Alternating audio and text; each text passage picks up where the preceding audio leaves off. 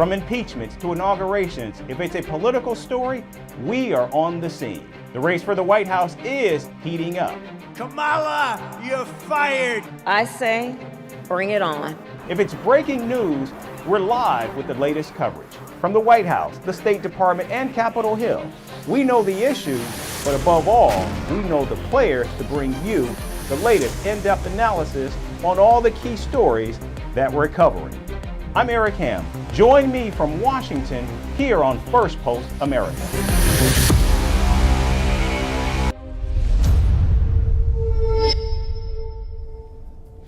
Thank you everyone for tuning in. I'm Eric Ham, live in Washington, D.C. And over the next few minutes, we'll take you from the United States and around the world, covering all the top stories of the day. But before that, here's a look at the latest headlines. Russian leader Vladimir Putin meets his Iranian counterpart in Turkmenistan. Tehran is seeking Russian jets and air defense systems in exchange for providing Moscow with kamikaze drones and short-range ballistic missiles. Secretary of State Antony Blinken appeals to Lebanon to negotiate a ceasefire with Israel. The appeal comes in the wake of an Israeli airstrike on Lebanon-based Hezbollah that kills at least 22 in Beirut. Unidentified gunmen kill at least 21 coal mine workers in southwestern Pakistan. The attack comes just days before Pakistan hosts the Shanghai Cooperation Organization Summit. Thousands protest across Mexico following the killing of Chilpancingo's mayor. Alejandro Arcos' body was found decapitated just days after taking office. And a powerful solar storm causes the northern lights to dazzle the skies over the United Kingdom and parts of the United States. The display is the result of a powerful solar eruption of charged particles sent from the sun towards the Earth.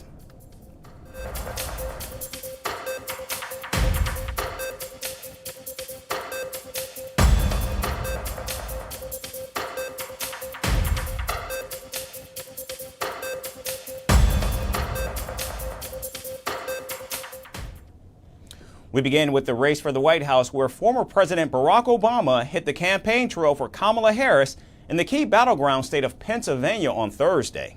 Addressing the buzzing crowds in Pittsburgh, Barack Obama delivered some of his most personal and furious criticisms of Donald Trump. Speaking to a large audience of men and men of color, President Obama urged them to do the right thing and vote for Kamala Harris. I'm sorry, gentlemen. I've noticed this especially with some men who seem to think Trump's behavior, the bullying and the putting people down, is a sign of strength.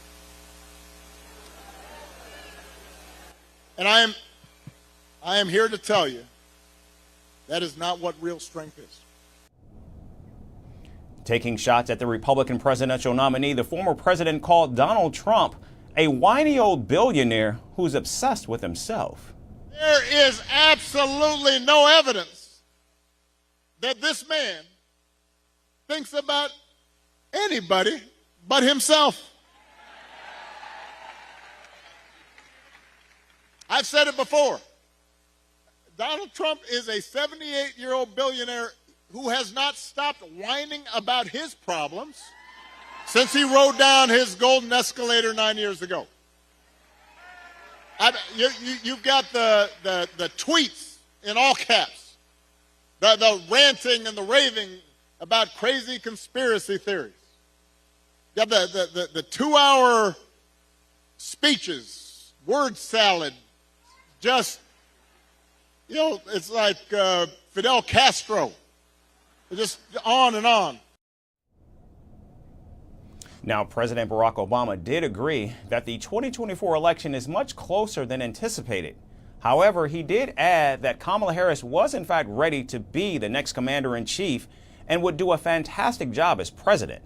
The 44th president, known for his calm and cool demeanor, expressed a burst of emotions rarely seen as he accused Donald Trump of threatening America's democracy. Pennsylvania, we do not need 4 more years of that. We don't need 4 more years of arrogance and bumbling and bluster and division. America's ready to turn the page. We are ready for a better story, one that helps us work together instead of turning against each other.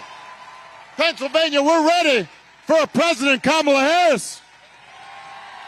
Real strength is about working hard and carrying a heavy load without complaining. Real strength is about taking responsibility for your actions and telling the truth even when it's inconvenient.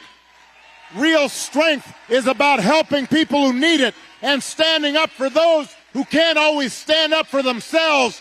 That is what we should want for our daughters and for our sons, and that is what I want to see in a president of the United States of America. Meanwhile, Donald Trump and Kamala Harris campaigned in battleground states with the Republican in Michigan as the Democrat visited Arizona. With just 25 days left until Election Day, a Reuters Ipsos poll shows Kamala Harris leading Donald Trump in the suburbs for the first time, a significant development as suburbanites make up about half of the electorate. President Obama's appearance on the campaign trail showing support for Kamala Harris comes at a crucial time.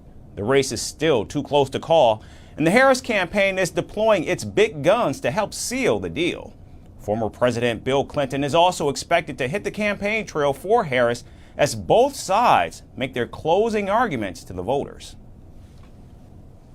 And staying in the United States, former President Donald Trump has made another U-turn in his long list of flip-flops. Just 2 days after praising Indian Prime Minister Narendra Modi by calling him a fantastic leader and a friend, the Republican has now criticized India for its trade policies. In a recent speech at the Detroit Economic Club, Donald Trump called India a key offender when it comes to tariffs on foreign goods, claiming that New Delhi imposes some of the highest duties globally. He pointed out that while the United States charges minimal tariffs, countries like India, China, and Brazil impose heavy taxes on American products.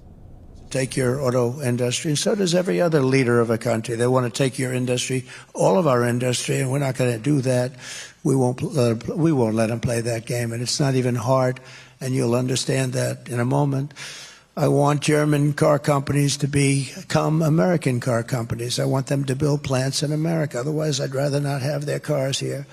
Instead of American workers worrying about losing their jobs to foreign nations, I want foreign nations to be worried about losing their jobs to America. That's going to happen. It's going to happen. Donald Trump specifically referenced the iconic Harley-Davidson, noting that New Delhi placed a 100% tariff on its motorcycles, forcing the company to set up production facilities in India to bypass the high duties. Now, this is not the first time Donald Trump has criticized India's tariff policies. In fact, just last month, he called India a big abuser of U.S. trade practices, a statement he made just ahead of Prime Minister Modi's visit to New York. Yet despite the strong rhetoric on tariffs, Donald Trump has maintained that he shares a great relationship with the Indian Prime Minister. When India, which is a very big abuser, he happens to be coming to meet me next week, and Modi, he's fantastic. I mean, fantastic man. A lot of these leaders are fantastic. You have to understand one thing. They're 100%. These people are the sharpest people. They're not a little bit backward. They are at the top. You know the expression, they're at the top of their game, and they use it against us. But India is very tough. The mixed messaging, praising Prime Minister Modi on a personal level while threatening India with potential tariffs, highlights a clear contradiction in Donald Trump's foreign policy stance. So while the former president promises to protect American interests, his tough stance on tariffs may signal a more contentious future for U.S.-India trade relations if, in fact, he secures another term in office. The 2024 presidential race has become a battleground for Hollywood's biggest names. Kamala Harris boasts support from stars like Taylor Swift, George Clooney, and Beyonce, while Donald Trump draws backing from the likes of Kanye West, Amber Rose, and 50 Cent. As celebrities exchange endorsements and subtle jabs, the entertainment industry is now divided. So which way is Hollywood swinging? Here's our report with more. Forget movie premieres or the Met Gala. The real red carpet moment this year is the upcoming US presidential election. And in true Hollywood fashion, it's got all the drama, star power, and of course, plenty of shade. Celebrities are not just voting, they're picking sides like it's the elimination round of a reality show. 10 hours to get here. The entertainment industry is split down the middle, with big names backing their favorite candidates and throwing not-so-subtle digs at their rivals. With Kamala Harris and Donald Trump drawing endorsements from every corner of the A-list, things are getting spicy.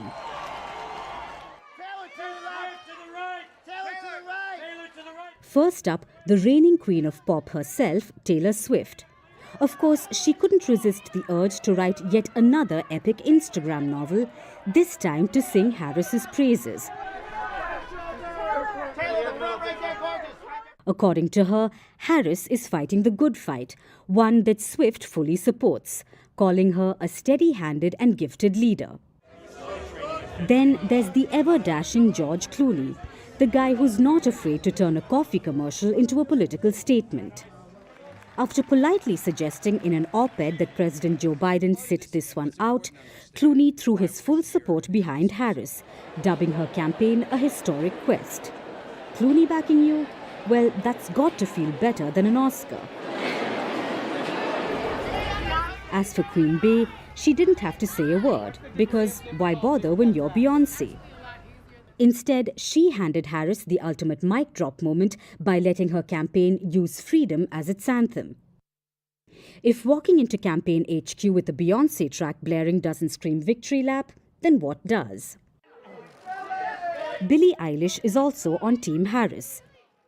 She posted a heartfelt video about how Harris is the only one who will save the planet, protect reproductive freedom and democracy itself. Eilish's message: don't let extremists ruin the future. Spoken like a true Gen Z icon. And let's not forget comedian Jimmy Kimmel, who endorsed Harris with his trademark wit.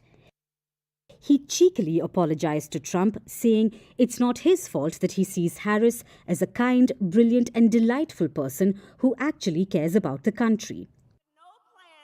Rounding out Team Harris are big names like Jennifer Lawrence, Shonda Rhimes, Bruce Springsteen, Kerry Washington and Oprah Winfrey.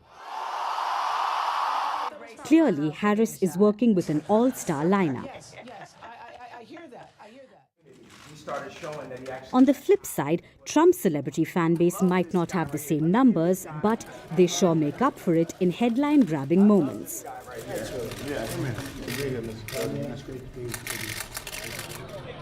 First up is rapper Ye, formerly known as Kanye West. Their relationship has been on again, off again, but when asked if he's backing Trump this time, Ye simply said, "It's Trump all day." Then we've got model Amber Rose, who made waves at the Republican National Convention by declaring that the media lied about Trump. She said Trump supporters are all about love. 50 Cent, the rapper who never shies away from controversy, has had his own roller coaster with Trump. However, for 50, emotions changed after the assassination attempt on Trump. 50 Cent's social media exploded, and before you knew it, he plastered Trump's face all over his album cover. Hulk Hogan, the wrestler turned Trump superfan, gave an all-out speech at the Republican National Convention, calling for Trumpomania to run wild again. Let Trumpomania run wild, brother! Let Trumpomania! And then there's Russell Brand, the comedian turned political commentator. He declared in a podcast that if you care about freedom, you've got no choice but to vote for Trump. Last but not least, UFC's Dana White took to the RNC stage once again, calling Trump a fighter and declaring his undying loyalty. It's clear that Trump has his warriors lined up. Other notable Trump backers include Lil Wayne, Kid Rock and Roseanne Barr, all adding to the Celebrity Apprentice vibe surrounding his campaign. Whether you're on Team Harris or Team Trump, one thing is for sure. The 2024 election is shaping up to be more entertaining than a blockbuster movie. And now to the war in Europe. Ukrainian President Volodymyr Zelensky proposed a victory plan to leaders from Britain, France, and Italy. While President Zelensky got assurances of support from most leaders, he did face some resistance from Italian Prime Minister Giorgia Meloni. Standing alongside the Ukrainian President, Meloni told reporters that negotiating with Russia does not mean surrendering.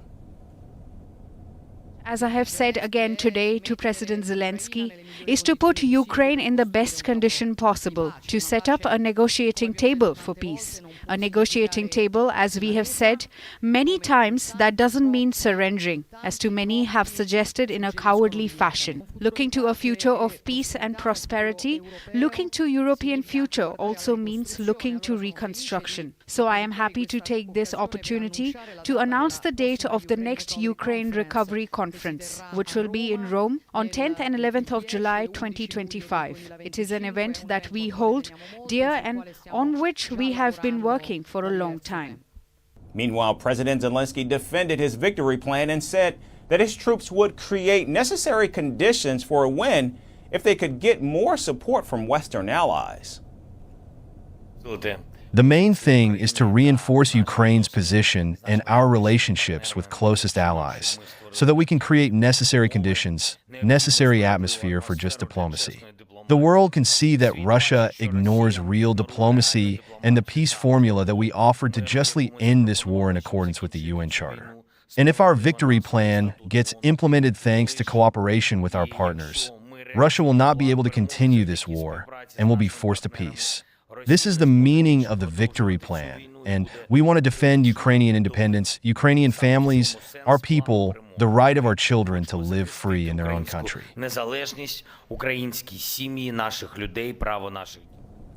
President Zelensky has been pushing for the use of Western-made long-range weapons to strike deep inside Russian territory.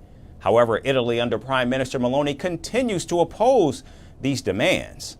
Despite opposing strikes inside Russia, Italy's Prime Minister Meloni announced a special summit focusing on Ukraine's post-war reconstruction, which would be held in July of next year. NATO's new Secretary General Mark Rutte made assurances that NATO allies will work together collectively to meet the challenge currently facing Europe. Stop worrying about a Trump presidency. We do not know who will win.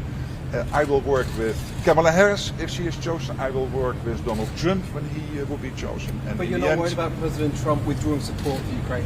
I'm not worried about that because I'm absolutely convinced that the US is in this because they understand it is not only for Ukraine but also for them, and that from Washington to San Francisco, the whole of the US would be less secure if Putin would be successful in Ukraine. Thank you so much. Thank you so much. As President Zelensky asked for European allies to support his victory plan, Italian Prime Minister Meloni's emphasis on negotiations could spark some friction between the two leaders. As Russia pushes further into eastern Ukraine, President Zelensky is preparing for uncertainties, including a pushback from Italian Prime Minister Meloni. And finally, to dance. Breakdancing specifically. Years of intense head spinning has given several breakers a rare and unusual condition, which is now referred to as the breakdance bulge. The extreme pressure from dance moves is reshaping skulls, with some cases requiring surgery. Doctors are warning breakers against spinning on their heads, as it is deforming the skull, giving it a conical shape. So what exactly is the breakdance bulge? Our final story explores this fascinating case. You've probably heard the old saying, you have to suffer for your art. But what happens when your passion leaves a literal mark on your body? That's exactly what happened to one breakdancer in Denmark who spun his way to an unusual condition that left him with a sizable cone-shaped bulge on top of his head. This isn't just a quirky dance move gone wrong, it's an actual medical condition now documented in the BMJ Case Reports Journal, and it's known as the breakdance bulge. For 19 years, this breakdancer, who prefers to remain anonymous, spent 5 days a week mastering his craft. His training sessions, which lasted about 90 minutes, often involved head spinning for up to 7 minutes at a time. And over time, the top of his head began to bulge. a condition unique to breakdancers who spend countless hours spinning on their heads. Initially, the dancer shrugged it off. He simply wore hats to hide the growing cone on his head, but after 5 years of worsening hair loss and tenderness, he finally sought medical advice. Naturally, doctors were concerned. Was it a tumor? Could it be cancer? But after ruling out serious conditions, they found the true culprit. Years of head spinning had caused a subgaleal mass, a lump of tissue compressed and deformed from repetitive pressure. So the dancer made the decision to undergo surgery, and it worked wonders. The bulge was removed and he could finally step out in public without feeling self-conscious, no longer needing to hide his head under a cap. Dr. Christian Bastrup Sondergaard, one of the doctors who treated him, pointed out that while his case is rare, it's not entirely unheard of. In fact, this is only the second reported case of the breakdance bulge in medical literature.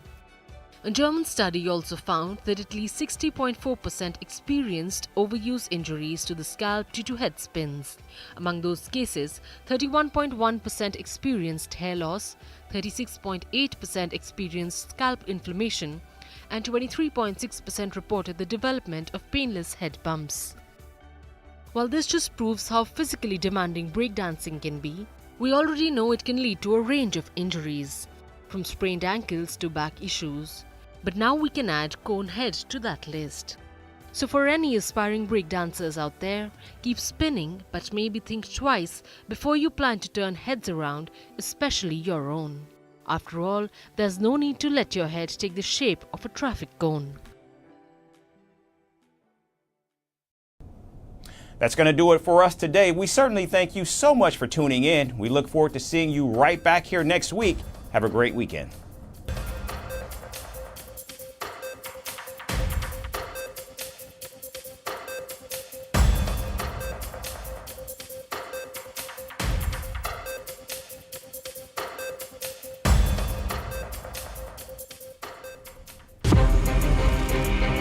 From impeachments to inaugurations, if it's a political story, we are on the scene. The race for the White House is heating up.